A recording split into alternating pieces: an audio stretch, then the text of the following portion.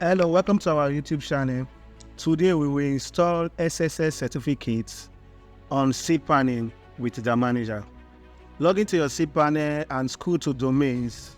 Click on the drop down, then go to Auto SSL. Choose the domain from the drop down below. Always make sure to add additional options on the cPanel. Click on install. This might take a few minutes, then your SSL will be installed. That's it, you have successfully installed SSL in your cPanel.